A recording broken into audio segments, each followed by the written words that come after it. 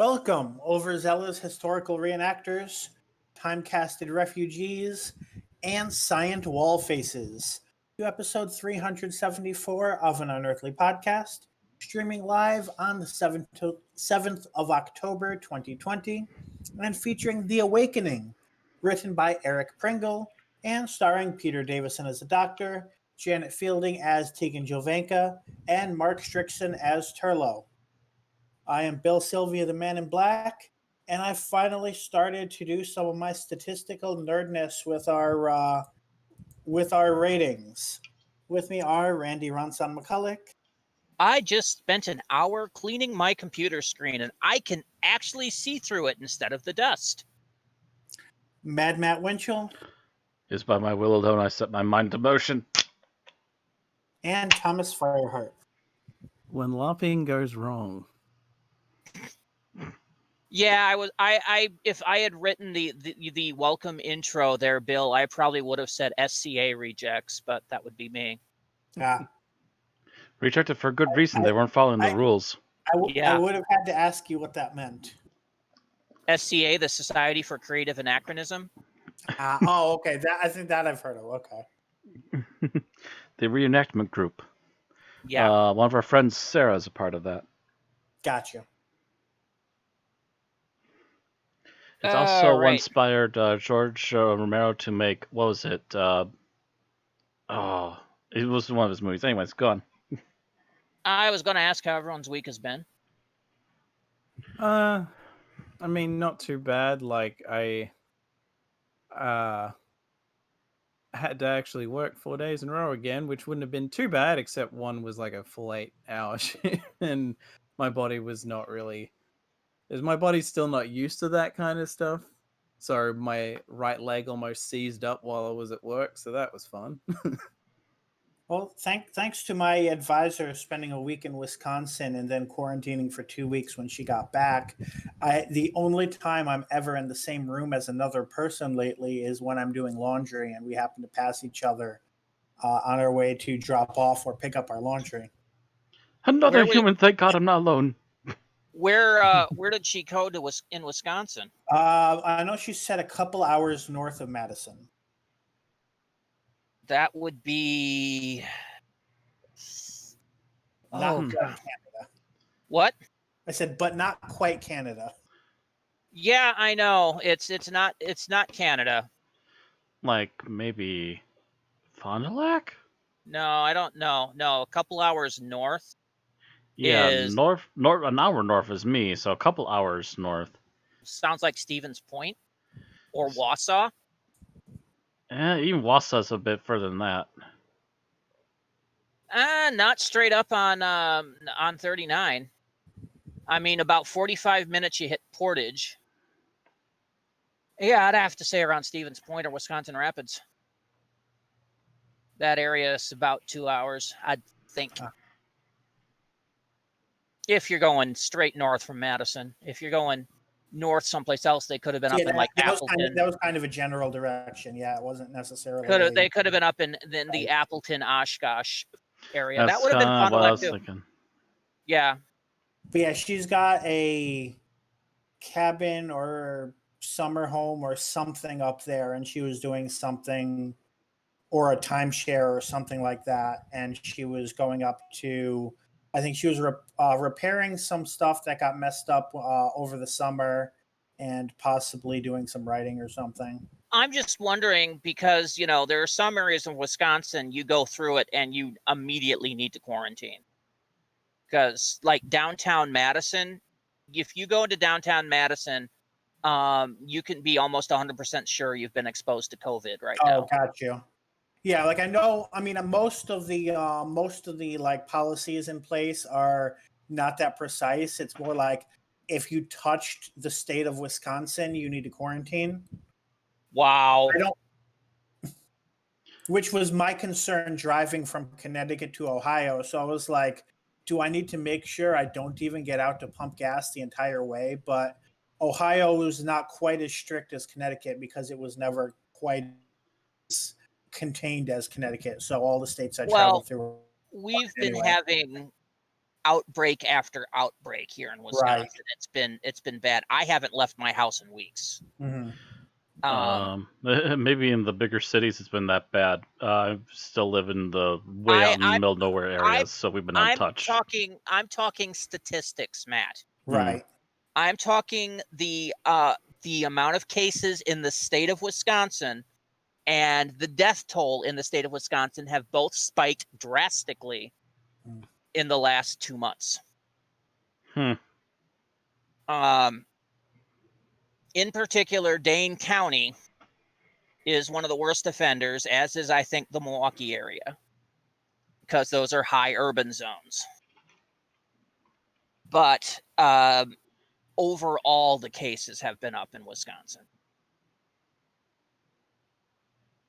So it's one of those things where I'm just like, I don't want to leave my house, like, ever until they get this done with. My doctor keeps sending me a message, come get your flu shot. No, I'd have to go out in public. Go away. I would rather risk having the flu than expose myself to COVID. Thank you. Because the flu I can live through. COVID will kill me.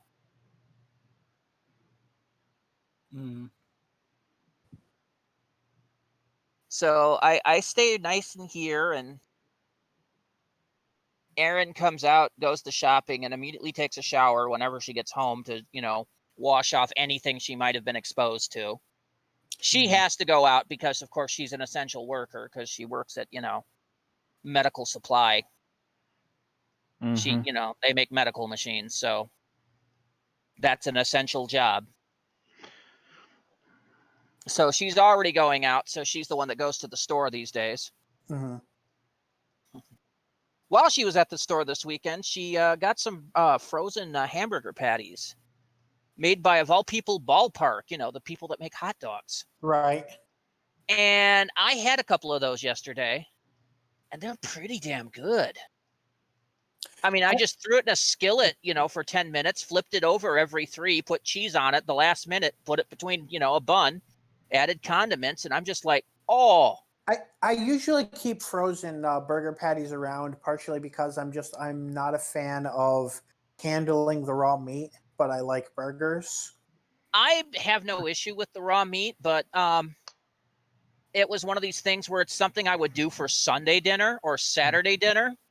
Not something I want to do quickly when I'm trying to make lunch during the week. Yeah, that's definitely part of it, because it's usually when I have burgers, I gotta have 2 burgers spontaneously for lunch, but otherwise, like a pack of 8, I might go through it in 4 days, or it might sit there for 2 weeks. So I'm not going to keep it in the fridge to possibly brown during that time either. Yeah. The last time I got chicken to make like a chicken souffle or something, I did not actually get around to it before it expired, because every single time I'd go to do it, I would get sidelined by something that night. Either I would be on a call that I wasn't expecting, or a couple of nights I wasn't feeling too good because of my back. So joy. But I'd been craving hamburgers for like a month, because prior to me breaking my mask, we would go out to the store on like a Sunday, and then we would drive through someplace for drive-through on the way home, because by the time we get to the store, neither one of us wants to cook. And usually that'd be someplace like Culver's or McDonald's, or someplace that you get something burger shaped. So I hadn't had one since, I'd want to say June, July. And I'm just sitting here going, I could really use a burger right now. I think I said that on one of our streams. I'm just like, I really could use a burger. Y'all. And then, so finally I caved and just got some frozen patties, and I'm actually pleased with these.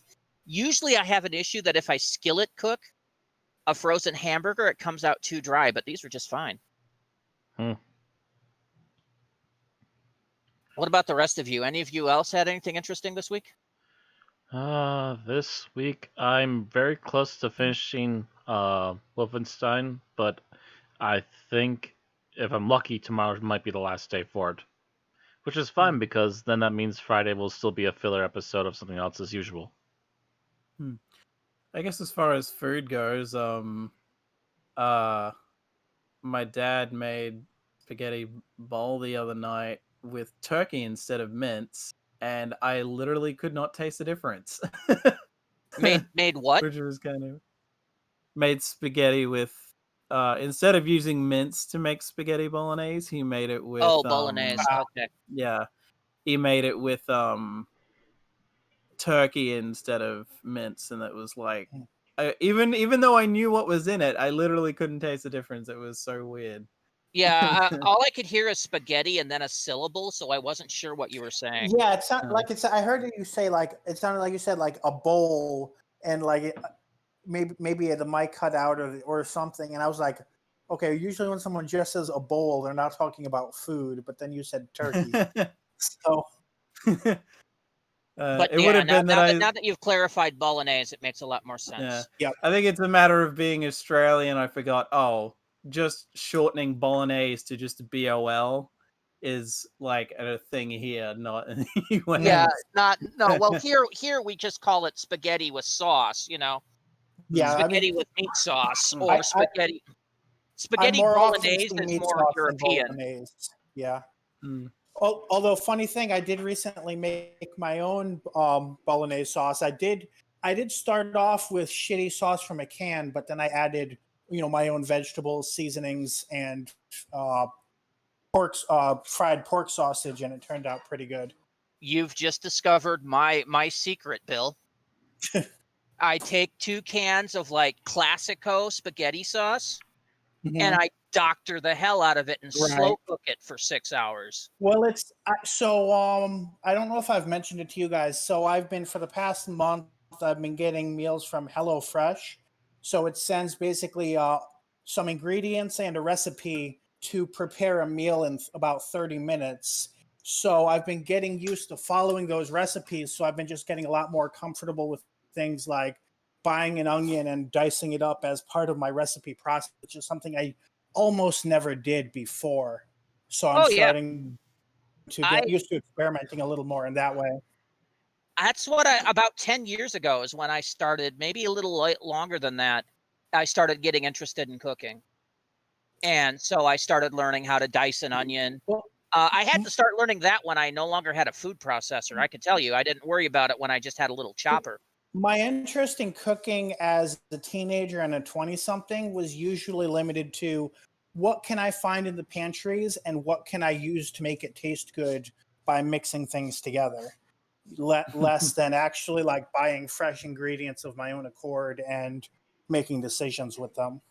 Well, yeah, mind you, my interest started, I think I used to watch a crap load of Iron Chef. And it was like suddenly this starting to learn how to do shit like this appealed to me. So I started to learn how to cook bit by bit, and I'm not bad. And I'm talking from scratch cooking. I'm Chef's special ingredient, Cheetos. Only in your universe, Matt. No. That's like the ultimate challenge. Try and make a suitable meal out of this. Yeah, Burger King failed at that when they tried to make their fries out of it. Based on one of the recipes I had, I bet if you took flaming hot Cheetos, mashed them with a hammer, and then used them as breading for chicken, it would probably not come out terrible. Oh, God. Not like the whole breading, but like a little bit of a sprinkle of it just for spice, yeah. I would rather just take panko bread chips and add cayenne pepper. Well, see, I mean that's basically the recipe I was thinking of. It was panko chips. It was like a seasoning packet made by Red Hot, but that's probably what it mostly was the equivalent of just like a packet of cayenne.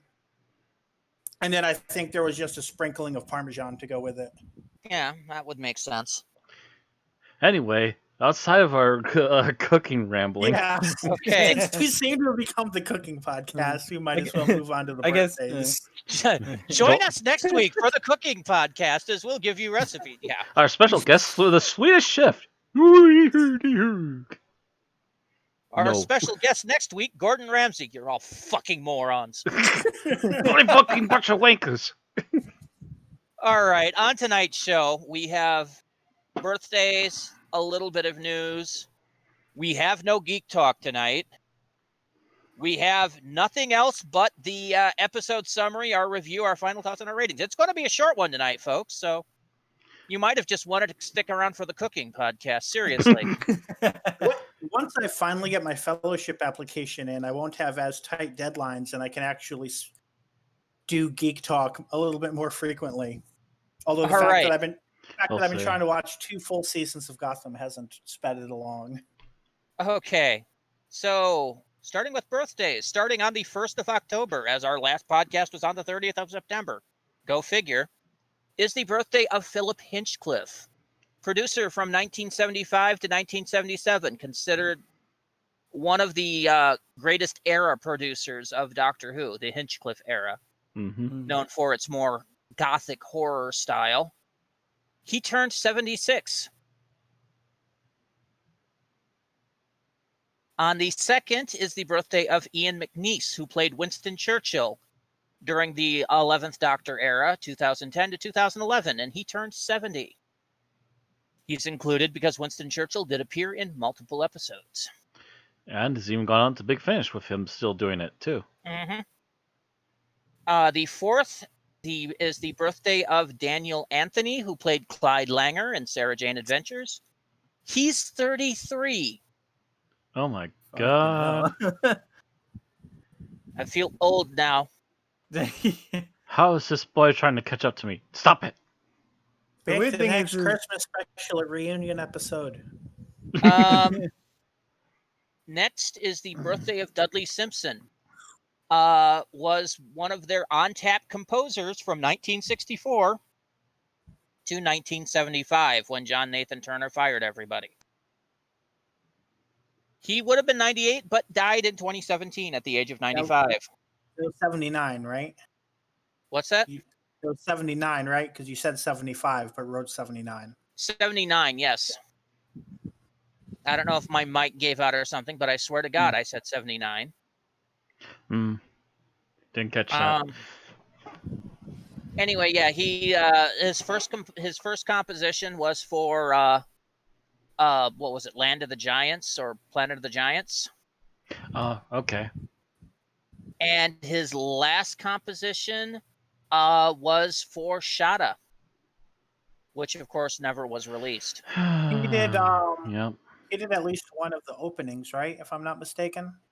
I don't remember him doing any of the openings. Oh, maybe I'm mixing him up with somebody else. I think you're mixing him Because up with somebody else. all of the openings prior to that were remixes of Delia Derbyshire's version, or were arranged by Derbyshire herself. It wasn't until the first of the John Nathan Turner era that we had a composer do another remix, and that was Peter Howell. Yep. Anyway, happy birthday to Philip, Ian, Daniel, and Dudley. So, from births, we go to deaths with our lost stories.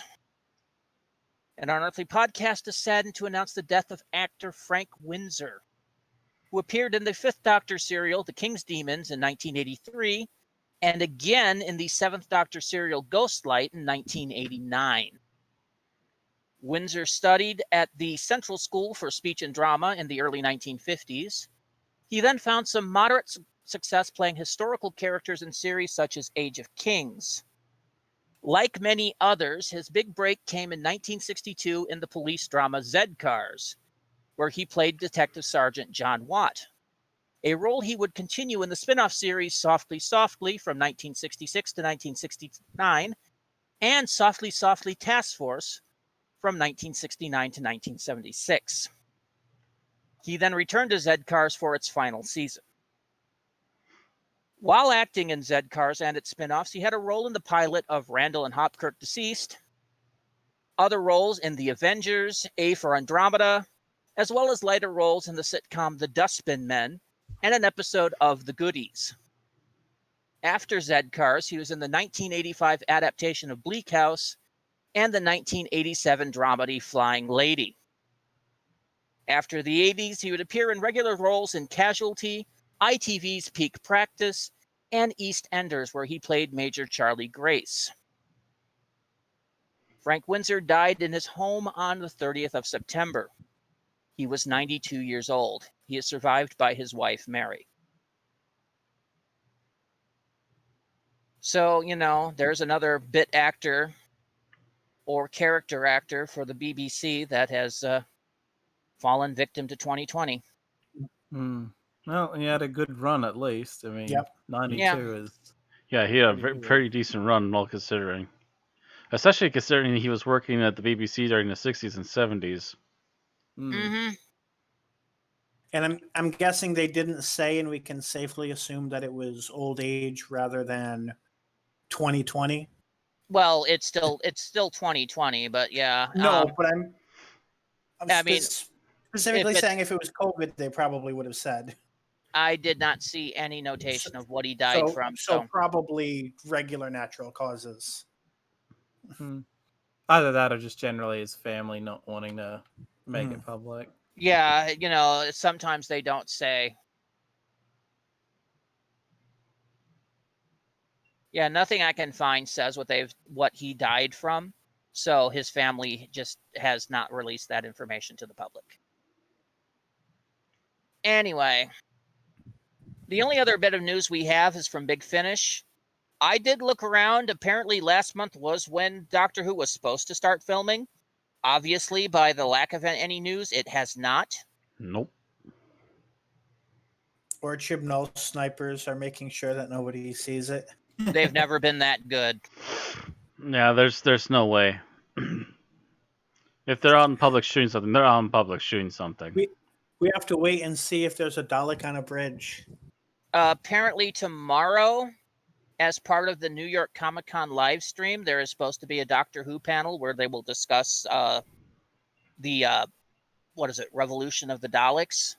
Mm-hmm. Yeah. The upcoming special, but that's tomorrow. So we'll have news of it next week, but not this week. Mm-hmm. All right, so Big Finish has a couple of new releases. The first of which is a short trip, The Meaning of Red, performed by Nicola Bryant. This is a Perry-specific episode. I did not see which particular doctor she is with, be it the 5th or the 6th. Cover says 5th. Okay, cover says 5th? Yep. That's very clearly a Peter Davison next to her. Okay. Well, mind you, I was putting that down at the last minute, so... The other new release is the first Big Finish release as part of the Time Lord Victorious multi-cross that started out, that's covering multiple platforms. It is a short trip called Master Thief / Lesser Evils, performed by John Coleshaw, and as far as I can tell, it is master-centric. Mm. Yes, we got a cover with 2 masters, another figure dressed all in black. And, of course, John Coleshaw is the master impersonator. Mm. And I don't mean that he impersonates the master. He impersonates everybody. That one might be an interesting listen. It sounds like he might be doing 2 master voices. He's doing 2 different masters by the looks of it. It might just be that he's doing a whole bunch of voices, because if the master runs into the doctor, well, especially if it's the 4th Doctor, he has this 4th Doctor voice. He'll frickin' do that. Right. Well, I assume you haven't seen the cover, so here. Boom. Generally, the narration is from a certain point of view, so that's the main voice that they're doing the majority of the time. Yeah, but when you have somebody like John Coleshaw doing it, a guy that can do 1,000 voices, he might be a little more entertaining than your average guy reading it. Mm-hmm. True. He might be able to throw more into it with a little problem. And then I shared the cover, by the way. Yeah, you see the Ainley Yeah. Master there, and So you the- see the Delgado Master The masters that they can't come back and do an audio even if it was full cast. because they're dead. Yeah. Yeah. All right, and then the free audio this week was non-Doctor Who, so we're not really going to talk about it. So moving It right was along. it was a Miss Marple, I think. So.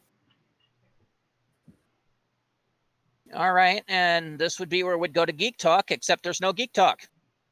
None of you bastards have been watching TV or stuff. I've been I'm- watching like a half season of Gotham a week. I'm literally like a one gameplay away from finishing another game, and I'm really kind of starting to contemplate whether or not I want to just take Fridays off and start using that to watch stuff. So that means it is time for the episode summary. And guess what, Matt? That's you. I'll tell you what I'm not doing for Geek Talk is going to a theater to watch Tenant. Yeah. I'll tell you what you're not, and that's safe.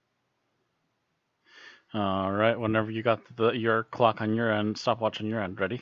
Give me just a second. I had it up, and then it went away, so... All right, I'm ready. 3, 2, 1, go. All right, so basically we start off, there's at the beginning of the episode, there's a woman running around what I assume is like horse stables or something, trying to find somebody calling out a name. As she's going around, three men in full plate armor on horseback start running up on her. She seems a bit shocked, especially as one of them starts rushing at her and shouting at her. She ducks into a side area and she's suddenly grabbed by the same guy who was trying to basically joust her, and he just goes, "What? It's a bit of fun." She's obviously not liking it very much and seems pretty shaken by the experience. And inside the main building, apparently, she is still telling the others that this is really not a good idea and this is going a little bit too far, as apparently it's also done physical damage to the local village. But they pursue the fact that they want to continue their supposed war games and want to do a reenactment of something that apparently happened in the area a couple centuries ago. With this, they fade away, and we get to the TARDIS crew. They make a landing, although there's something wrong in that they got bounced around a bit. They decide to take a step outside after they see someone scurrying off on the viewer, and it looked like to be somebody who was not dressed in the right time period. Trying to chase down this strange man, they come up into the middle of a church, realizing that they were originally in the crypts.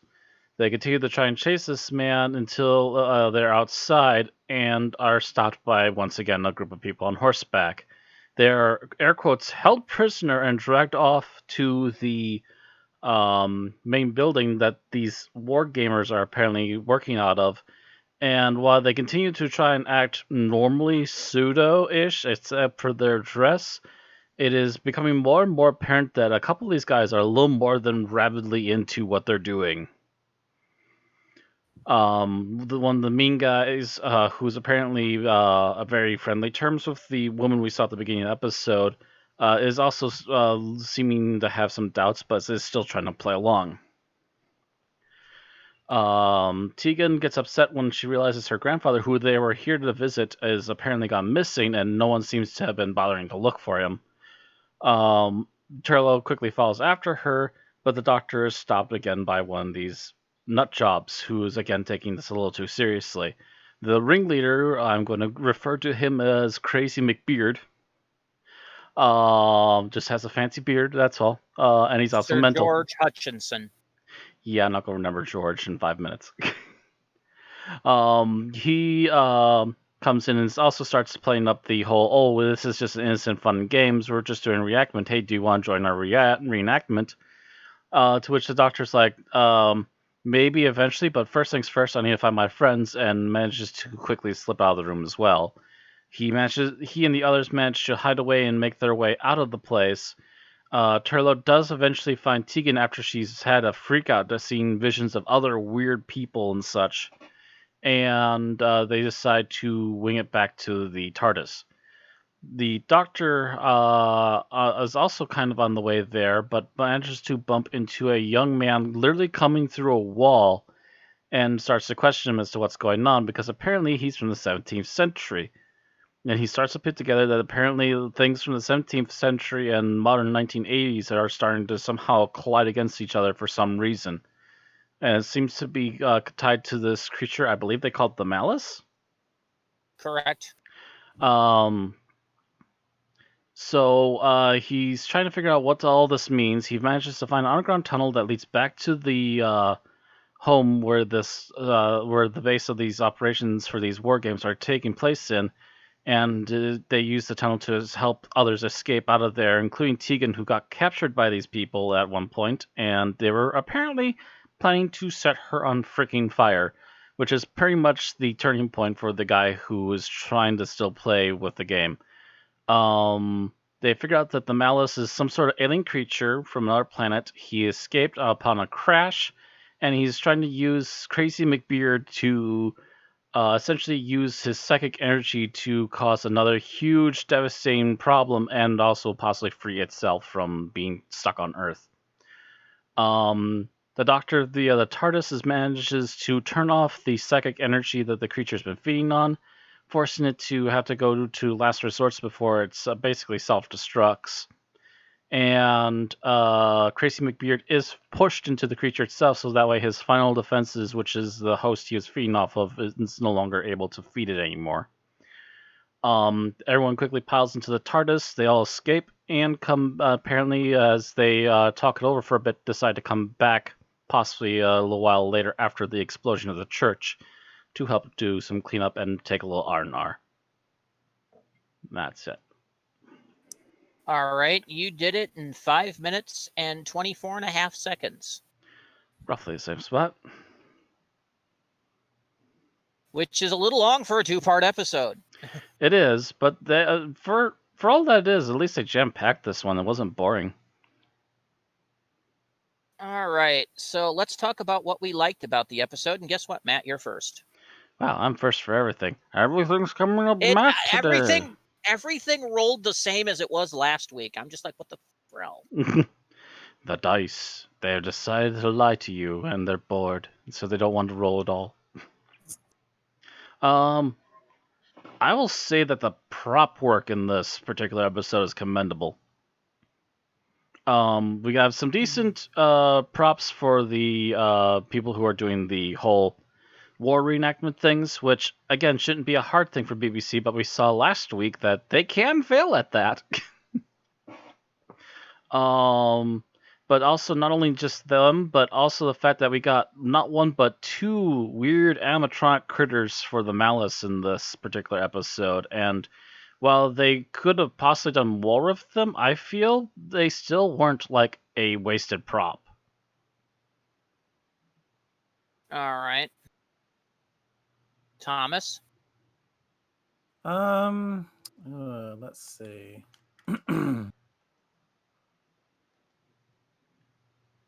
I guess just that, like, in comparison to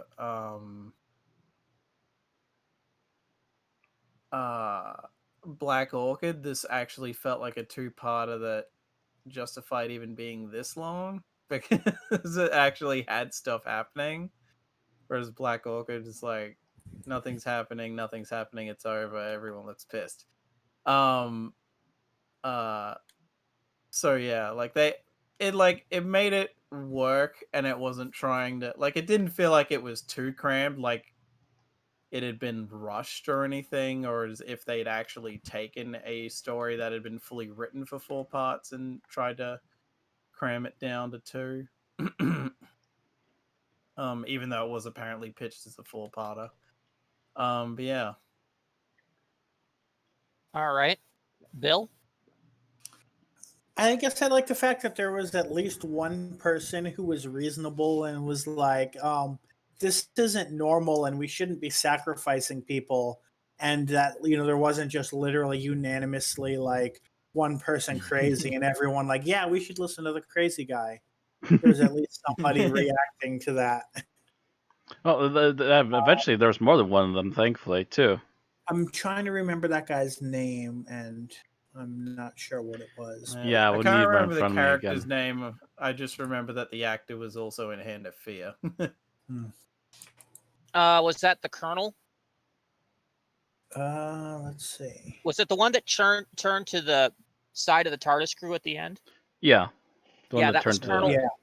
That that was the Colonel. Colonel Okay. Ben Wolsey, Okay. played Wolsey. by Glenn Houston. Oh, then I thought Wolsey was the name of the crazy guy. So which one's the crazy guy? The, Okay, the Hutchinson. crazy guy was Sir George Hutchinson. Gotcha. Ben Wolsey was his second in command Hmm. that turned on him, and then Joseph Willow was the asshole, cruel guy. Yeah, I never mentioned Asshole. Asshole really deserved a beating, but thankfully he turned into a good guy as soon as the alien menace was over. Yeah, it was he. I think he was just more susceptible to the negative energy. Quite possibly.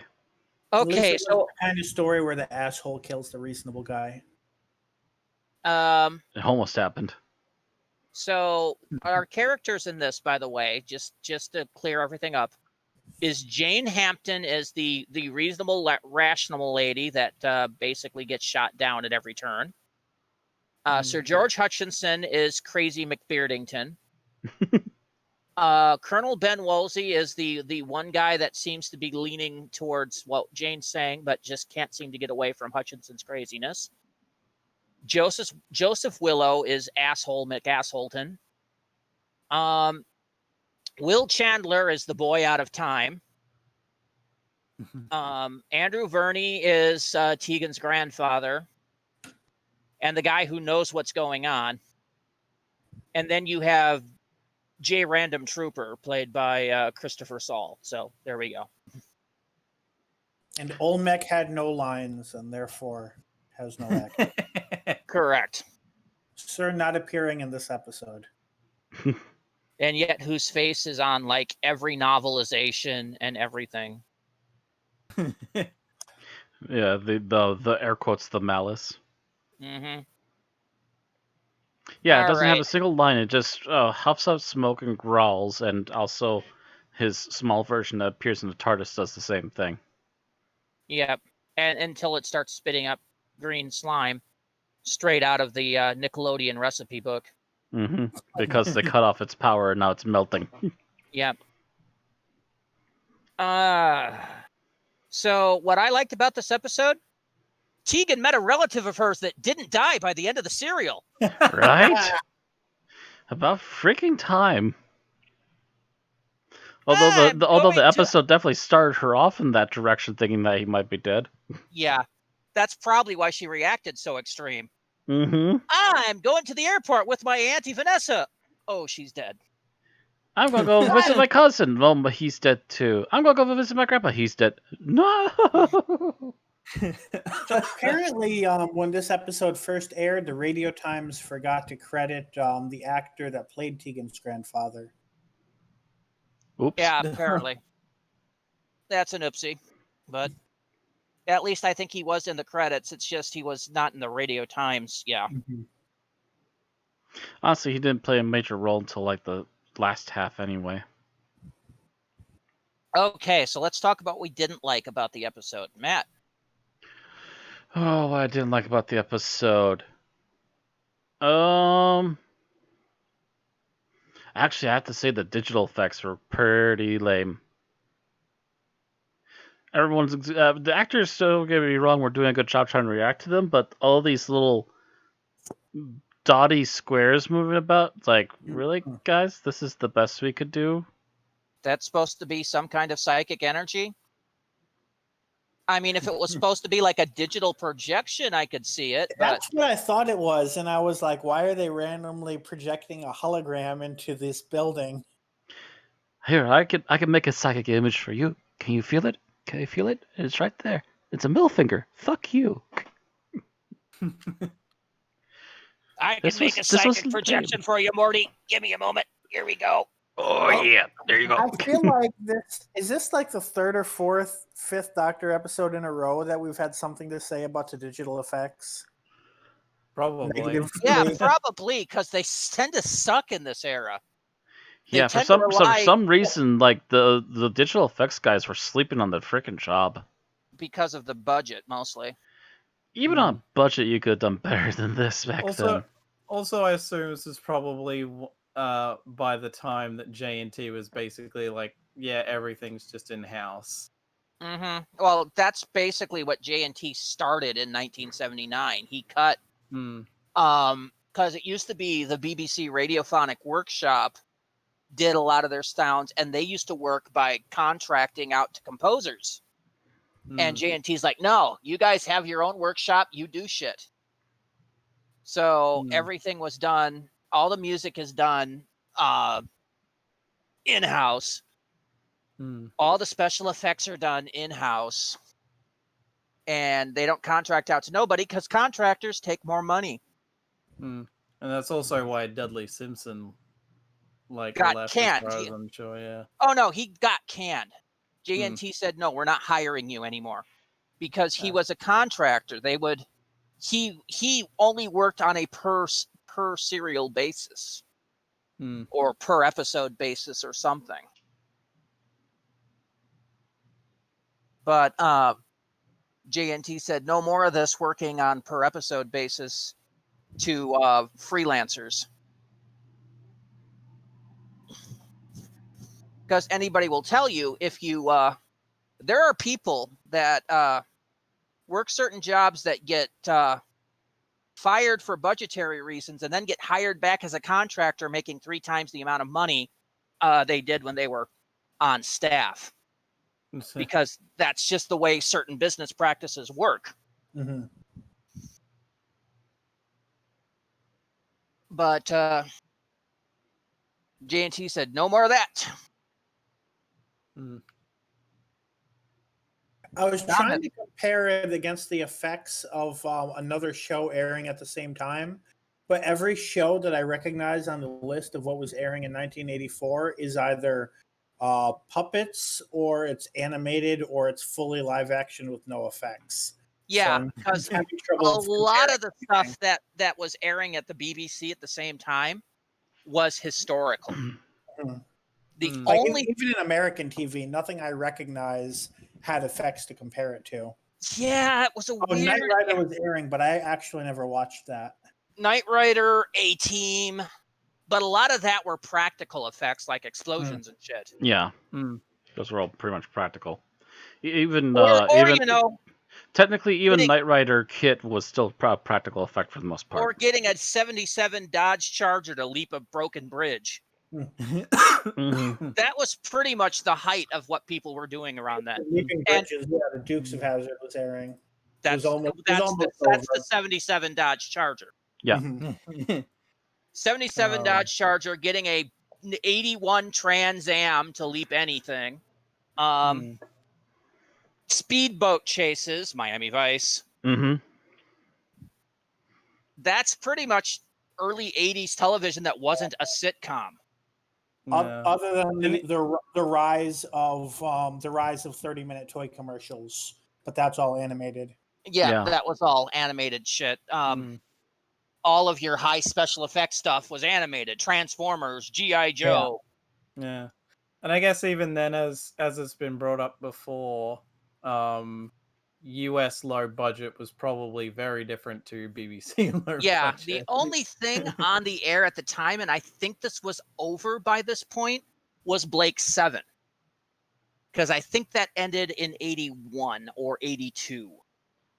So this is 84, so this is 2 years after. At the end of 81, so this would have been, at least 2 years after. And then the BBC wouldn't pick up anything with special effects like this until they did Red Dwarf, which was around 86, I think. But and even then, they forced that to be really low budget, and it was mostly a comedy sitcom, It was a sci-fi comedy, Most of their special effects were either animatronics that they could work like puppets off screen with controllers right there, or they had like a sheet with like little fake pins in it to be a star field outside a window, and they occasionally had models. So it might seem that outside of movies, there might not have been a lot of good special effects experts in the mid '80s. And For those who could afford, no. Or in the early '80s, and Definitely. those that were probably working with George Lucas at the time. Yes, George yeah, Lucas or other big studios, because also, mind That's you, why I said- Tron. yeah. Well, yeah, but if you're English and you're doing special For effects, English and doing special effects, yeah. you're working with George Lucas making Return of the Jedi. Mhm. Well, they would have been working on the Ewok movies at this point. 83. It depends. When did Jedi come out? And I aired in '83. Jedi came out in I know it 83, came out in '83, but what point in '83? Was it summer Would've- or was it I think it might have been mid 83. mid? Okay. Yeah, so been close to summer, maybe or late spring. Okay, so you just got done making Jedi. Oh, you're saying when this was when this went through production, not when it aired? Yeah, May of '83. Yep. So more So likely that's you just got over making About Jedi. 7 months before this episode aired. So yeah, you just got done making Jedi, and you're on vacation somewhere in the Mediterranean, going, I'm not doing that again.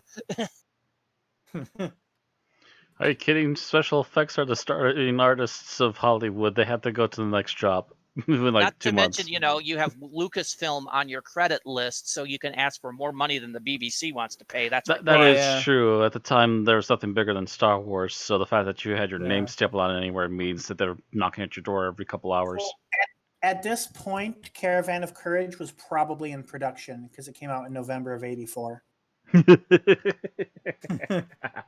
Yeah, but if I remember correctly, that was mostly an American production.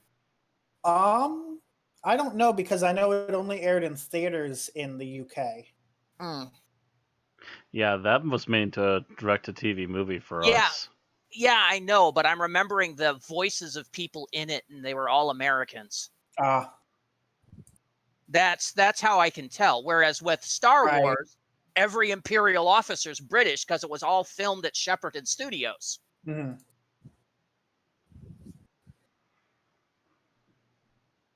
Which is why I said if you're a special effects guy, you're working for Lucas or just got done, or now have Lucasfilm on your CV and want more money than the BBC can afford to pay. That's I'm for working for damn Mel sure. Generally Brooks. willing to pay. Punch. Exactly. All right, Thomas, what did you not like about this serial? God. Let's see. I guess like to a point the main guy's crazy acting just is like it's walking that fine line, but ultimately I think it at least for me it doesn't ultimately like it ends up being a bit too over the top in like a way that's just kind of like, okay, this is like, can we tone it down a little? Either he needs to tone it down a little or go way off the deep end like the guy in Horns of Nymon, and he's not quite there. Yeah, he's not. He seems to be, and actually, he's very different from scene to scene too. It's either he's full on crazy, or going there, or he's totally trying to be civil and dignified and understanding. And it's just a game. It's just a game. It's just a game. It's just a game. No, it's not. Yes, it is. I hate you. Why All would right, you come? I don't know. Bill, what did you like least? I'm going to go with Malice. It was an underwhelming big bad. We've already covered the fact that it doesn't speak. It might as well have been a computer or a non-moving shrine or like anything, because there was no point having a face because it didn't interact. And that really, I feel, dragged down any suspense in dealing with it, especially toward the climax. Never mind the fact that years later, Constantine would be fighting a much more interesting demon named Malice. But yeah, I just felt it was really underwhelming. And if they were going to go to the trouble of making effects with faces on them, have them, anthropomorphize them a little bit. Put some stakes in there and make us feel something about it. Or I Okay. guess you could be saying that they should have done something like New Who did with the Beast Below the Satan Pit. Okay, so my least favorite thing was the psychic projections because they were so goddamn lifeless.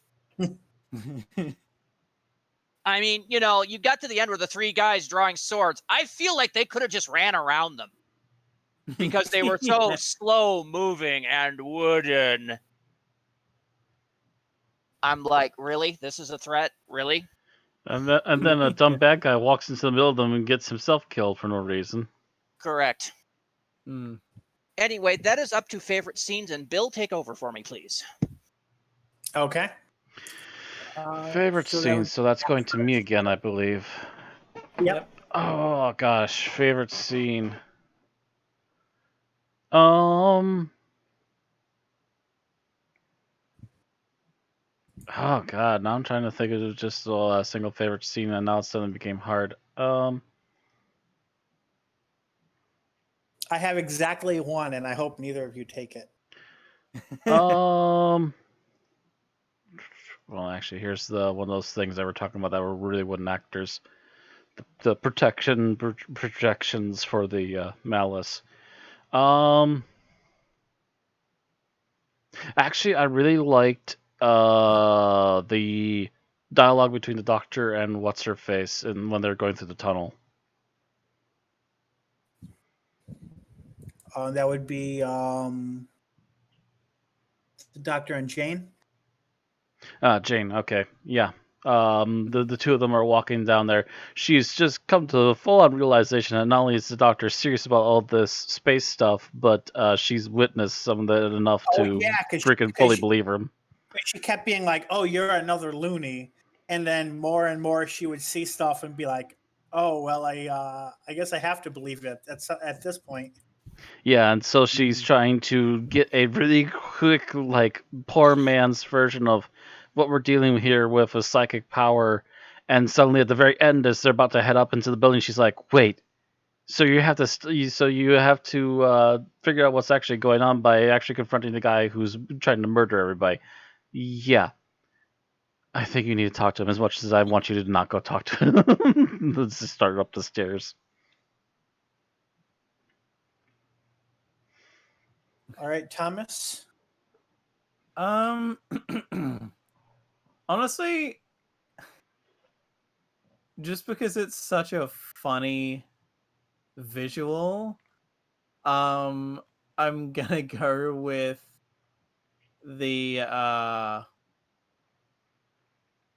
escape from the little Queen of the May burning thing where they throw the they throw the fake Tegan made of hay out of the thing as they drive off. They throw the practice something out the back, yeah. Yeah, that was also mine. But I like the earlier part where they reveal that it's a fake and not Tegan. Of course, Hutchinson had the overreaction. Well, if he's replacing with Tegan with Straw Tegan, he needs to be killed. Kill him. Yeah, but the thing is, I've been trying to look up any history of sacrificing the Queen of the May as part of any form of tradition. And I'm not finding anything. Usually they get a young girl to do the Queen of the May. And it's usually an honor, but so I'm not sure why.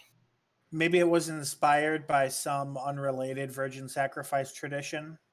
That's what I'm trying to figure out. Well, like the first thing that comes to mind for me is like, okay, someone watched The Wicker Man recently. There's a bit of that, I feel, but also I think the thing is that they're trying to recreate the tragedy. Yes, but and somehow this whole Queen of the May thing was happening when all of a sudden the fight went down, I think. Oh, and it just so happened she caught Just so happens that she caught fire and she burned, and it was this horrific thing that happened, yeah.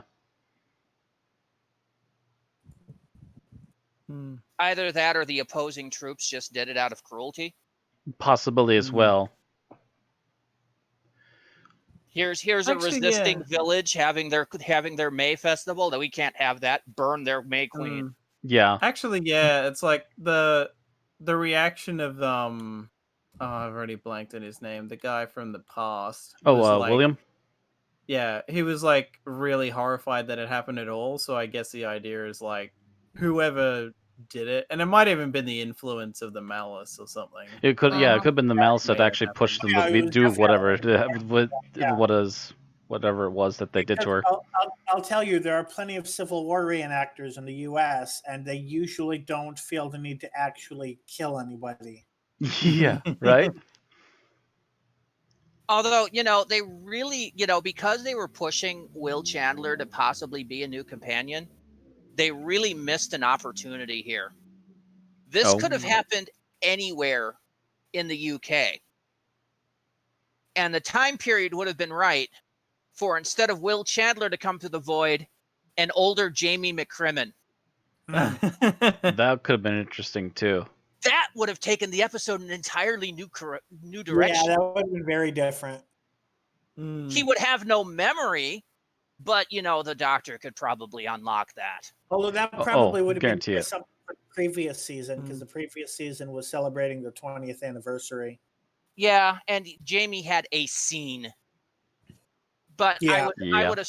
That's still something I would have done because it would have been fun. It would have been fun, and it would have also been creative, and would have finally actually tied things back a little bit again. Plus, you offer Fraser Hines a bacon sandwich, and he would have been there. It's like From a bacon sandwich in an action sequence, he's like, "Oh, hey." Well, he'd just be like, "I get to play Jamie again, and you're offering me lunch, okay?" How's the shooting schedules like? Oh, they're nowhere near as stressful as they used to be. Fantastic. It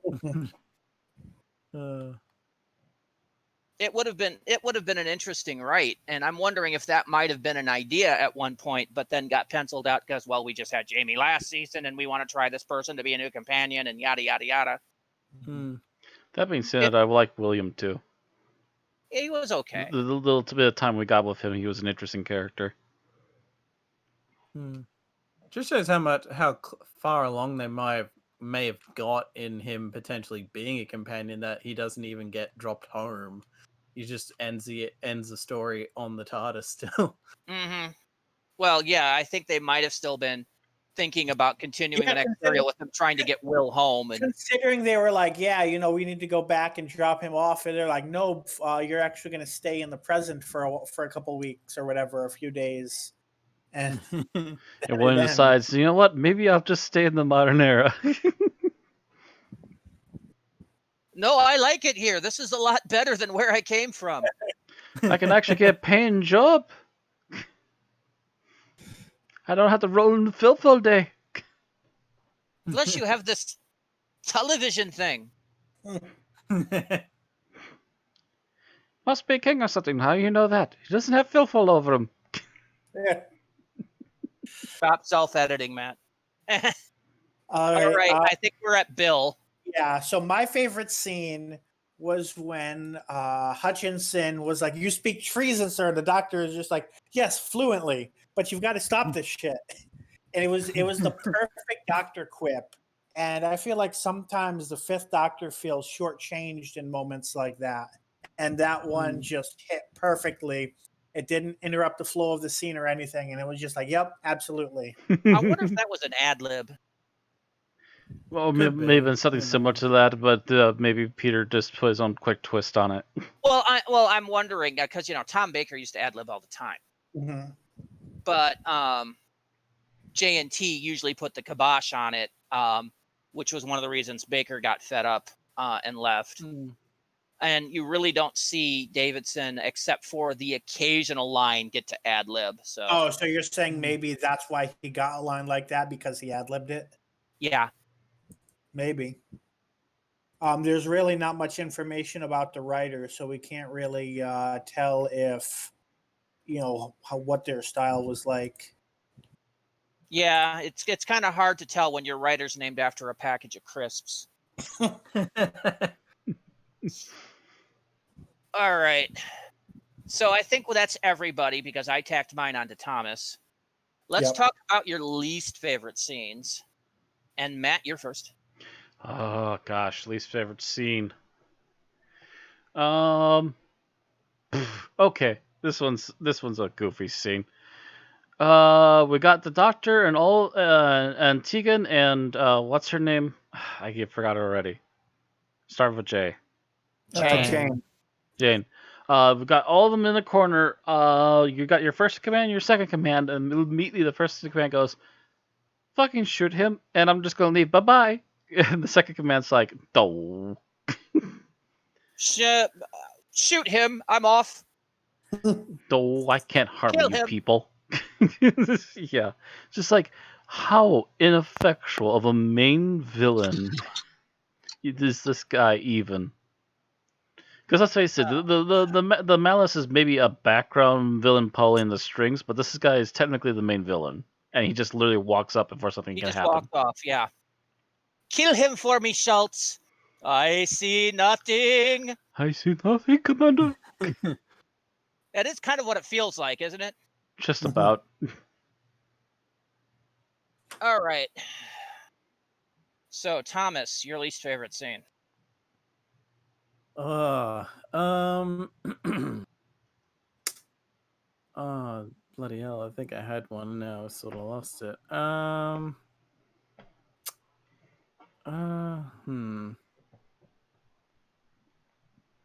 I've got two, so if you use one, I've got the other, unless Bill uses my other, in which case I'll be pissed. um. Can't kick us in the dick if you're quarantining. Oh, god damn. Don't make me hack a satellite, Bill. Oh, that's right. Now I remember what it was. It just because this felt like such an oddly morbid little joke for especially this particular doctor to make. The toast of little Hodcomb line Yeah. was like, Well, I what? think that was, I think he was I think he was kind of meaning it sarcastically, but yeah. Oh yeah, but even then it's just like, wow, that's a that's a bit of a morbid joke for even the doctor to make, especially considering it's concerning a companion. Did he know that at the time? As far as I'm aware, yes. Or at least either way, it was like I feel like he did. But even then it's like, someone's gonna be burned alive, so it's like, you would think the doctor would be like, oh shit, we have to stop that and not make jokes Gallows about humor. it.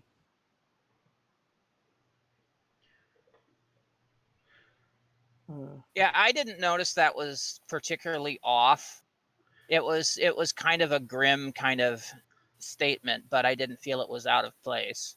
A little So, grim tongue in cheek, yeah. It's not completely out of character, but it is kind of, oh boy. I guess it felt more like a Colin Baker line.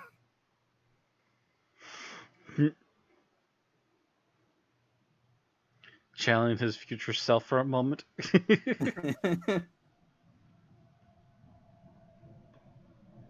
all right, Bill.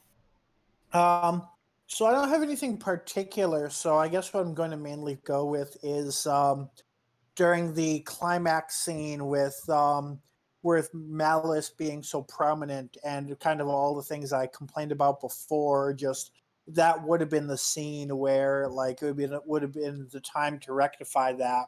And in so many other stories, that would have been the time where the big bad speaks for the first and only time, and instead it's just kind of goes along without that, and then the building falls apart. I'm not sure it I was mean- capable of speech.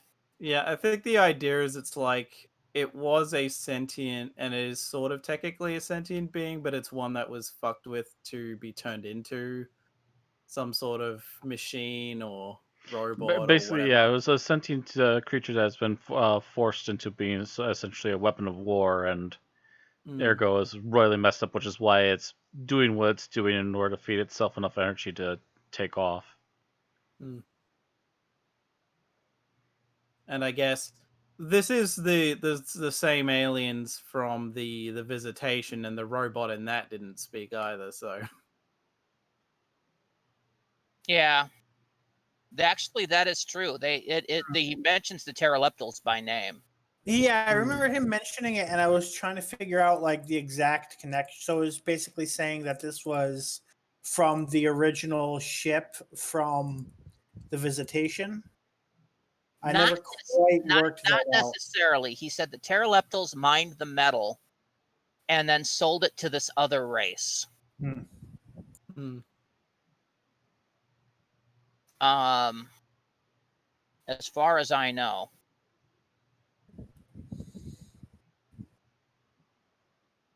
At the very least, it's like the Visitation is never actually, like, the events of the Visitation aren't mentioned, so it's like it wasn't necessarily those specific pteroleptals, even if it was the pteroleptals themselves that were directly responsible. Like, if it was directly, then it would kind of help explain why it was that they were sending things forward in the future in the first place, because that confused me too.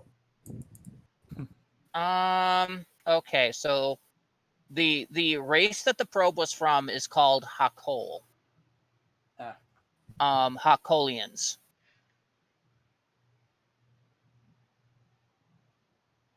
And as far as I can tell, this is their only reference. So they're not one of the many things Big Finish decided. Hey, that's. It could be that the part if they don't speak. Well, they don't. They made, and that's not saying they don't speak. It's the. Okay, I got the relation now. Okay. The Hakolians used pteroleptal prisoners to mine Tinklavik. The pteroleptals from the Visitation were escapees from the Hakolian mines. Because remember, that's why they were scarred on one side of their face, and etc. Right. Well, actually, even looking this up, that kind of partially adds to my complaint, because if their main thing is psychic energy, then it definitely would have made sense for their, their representation to speak telepathically. At the very least, yeah. It still should have had the ability to speak, and apparently it spoke to the one guy, that Crazy McBeard. Well, we're not sure if it spoke, or if it left an impulse in his head. Well, he seemed to be speaking back to it pretty clearly. Like he got a message or something that he needed to do something. Again, that could be an impulse. I'm imagining now that if there was an episode 3, they would get behind the face and there would be a man sitting there, and we would find out what the impulse that was being sent to Crazy McBeard was, "I am the master and you will obey me." That would have been an interesting touch. A very different story, and that's fan fictioning. Oddly enough, apparently the village that this happened in was mentioned in an audio. The name of the audio was "And You Will Obey Me." Ta-da! It's all a master plot. Never think otherwise. If it's not a master plot, it's a dog plot, but the dog plots are a little more on the nose. Which is kind of interesting, as the Daleks don't have them. Oh, they have plots. They usually call them master plans, and they're noses. really long-winded. They don't have noses. Oh, the noses. Never mind. So now we're on to Randy's least favorite scene, right? Okay. So I have two, one of which was a nitpick, but I'll go with the other one, which I thought was really stupid when I saw it. So there's a scene where the Doctor and Will, I think, are watching them build this maypole and setting up for the burning at the maypole. The burning maypole, yep. The Doctor then tries to sneak around the soldiers by going right through them. Yeah, I'm not sure what he was thinking he was going to do by walking right into them. Well, he was holding the stealth button on his controller. He apparently forgot his box. Yeah, there you go. Yeah, I don't know what the point of that scene was. Not to bring that one back up. Because Yeah, he just walks right into them and immediately gets his fool ass captured. I'm like, what seriously? were you trying to do? What was the point of that? You know what this reminds me of? It reminds me of dangling from an umbrella from a cliff. He forgot he was in a cricket outfit and thought he was in period costume. I'll just go ahead and engage this perception filter I have in my pocket. Oh shit, that was part of the screwdriver. And even by extension of that, like, Will is able to ward them, like, basically keep them back with just a friggin' torch. Which he literally mugs from one of the other guys. Yeah. Yeah. It's like, dude, you have swords and guns. I think you're fine against this dude. This shabby-looking guy. A young man with a torch. Remind me, was this torch as in flashlight or torch as in burning stick? As in burning stick. Yeah. He literally swung it at them, and they all immediately fell over backwards. It's like, it just made me think of like that bit in Aladdin where like Abu has a sword, and they're like, "You idiots, we all have swords." Yeah. Yeah, and you notice for the amount of guns we see in this, nobody really fires any. Nope. No. Nope. For the number of flintlocks we keep seeing, although I swear we keep seeing the same 4 or 6 of them. Not seeing one of them ever gets discharged once. Not ever. Would be hilarious if it was a matter of none of them were armed, but they kept forgetting. It might have been the case that bullets were expensive. Yeah. So they never flashes fired. are expensive. We're not going to do them this episode. So why do we have the guns? Props. Now hush. Okay. So we are up to our final thoughts, Matt. Final thoughts. I really don't remember this one for some reason. I don't know if I just happened to skip it or what the deal is with this episode. Although I'm pretty sure I did before now seen all of Fifth Doctor. So that's weird on me. I will say the plot is interesting. I think some of the actual how you want to say it, the payoffs don't quite work, and I would assume that a majority of that is possibly due to budget. That being said, it's not a boring watch, and I was entertained at the very least. I would say that most of the acting was really solid, except for maybe our villains. All right, Thomas. Yeah, like this is. I watched it like last week. I watched it again early before we started, and I'm like, I don't remember that much, or at least I don't. It's weird because this just falls into an area where it's so mediocre that it's like it's hard to pull stuff that's exceptionally bad, but also stuff that's exceptionally good, at least intentionally. For me, I mean, I guess it's one of those things where I am glad that this was only 2 episodes because, if this became more than 2 episodes, it'd be a slog. Yeah, like, my God, JNT actually made a good call. It's like, no, do not make this 4 episodes, please.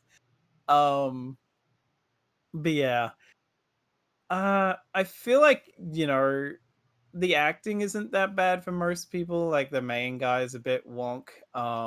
And the Wizard of Oz face is a bit like it doesn't really do anything. It's just kind of there behind a breakable wall, which that was a thing. We could have made a joke about the crack in the wall. Oh shit. Watch out for Matt Smith. Yeah, but... I thought about that. I actually thought about that.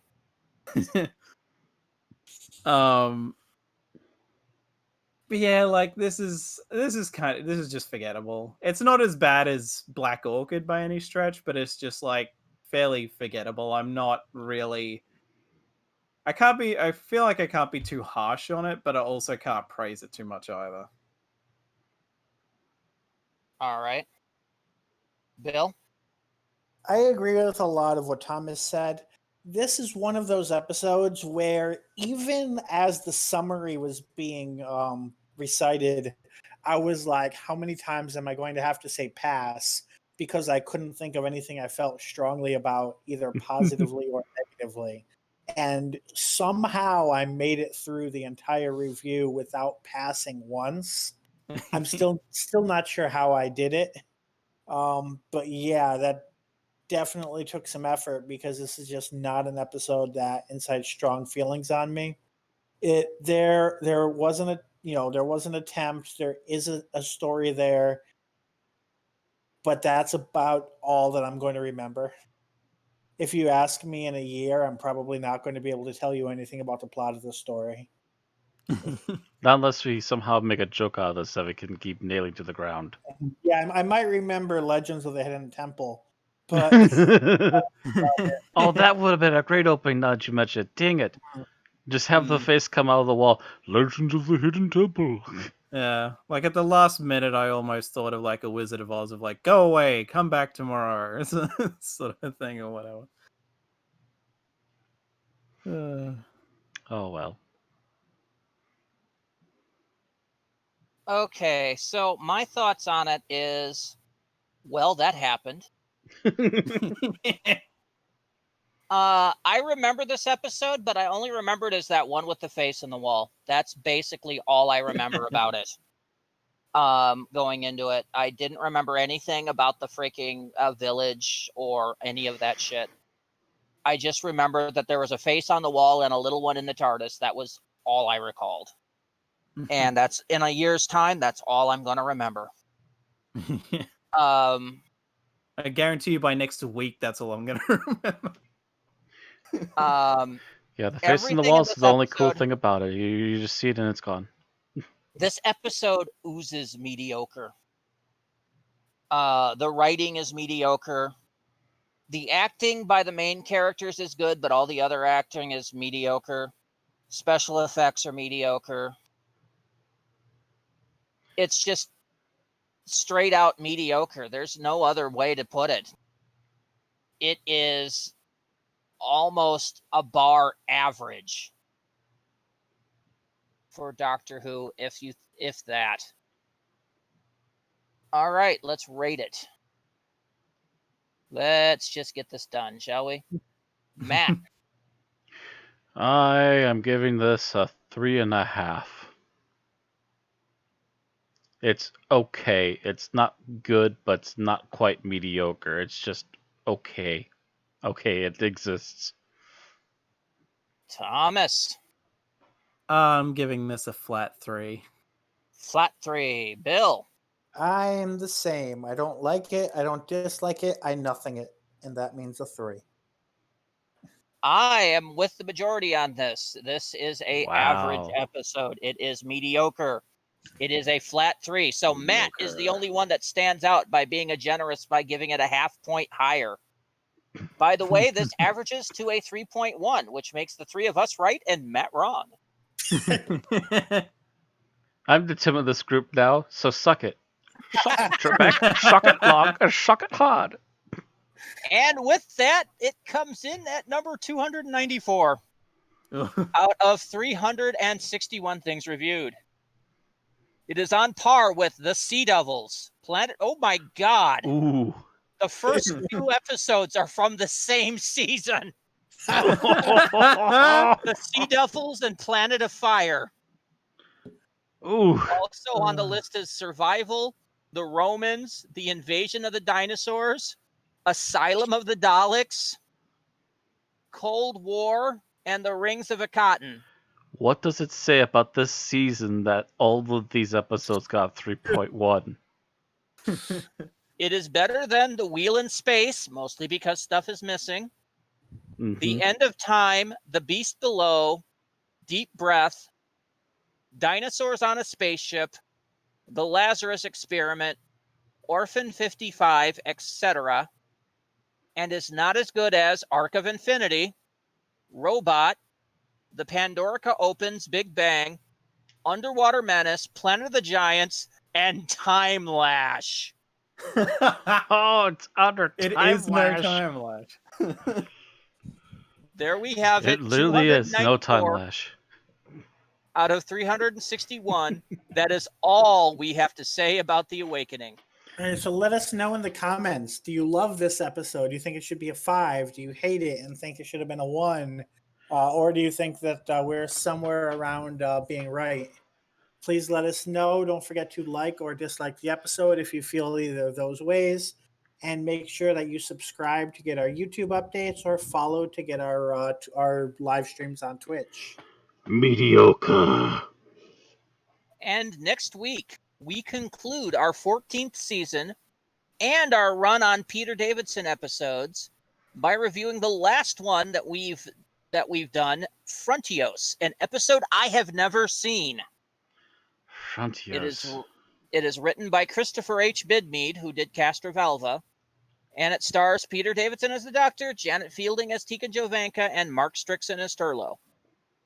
We will see you next week. I don't remember this one either. All right, see you later.